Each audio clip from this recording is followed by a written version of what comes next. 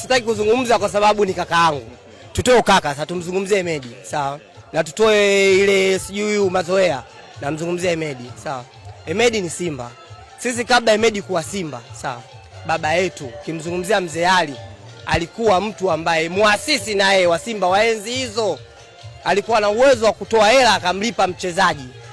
Sawa, wa enzi hizo, wakizungumza wazee enzi hizo, nadhani wenyewe watakuwa wanamjua Mzee Ali au Mzee Meto, enzi hizo yuko Shinyanga. Sawa? Ukisema Hemedi Yanga, huwezi kumzuia kila mtu kuongea. Kila mtu ana nguvu ya kuongea, sawa? Lakini mimi nakwambia, tukitoa mapenzi, tukitoa ni kakaangu. Yule ni Simba, ni Simba, ni Simba damu. Sisi familia sisi wote ni Simba.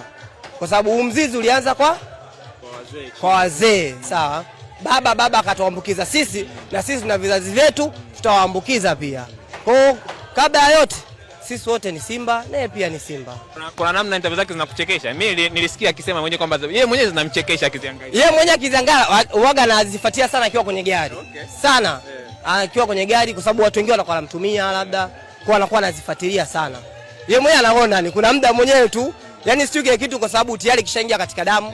Umeona? Kwa hiyo mwenyewe anafurahi, anaona okay, kumbe ninachokifanya kinapokelewa. Leo hii ukizungumzia msemo ambao unadumu ni wana Simba. Tukitoa ule twende kwenye ubaya ubwela. Ni msemo ambao hata wenyewe serikali wenyewe wanautumia. Sasa wewe unamchukuliaje huyo mtu? Bingwa kabisa. Huyo mtu kavuka, ana balaa, ana moto, ana kila kitu yule mtu.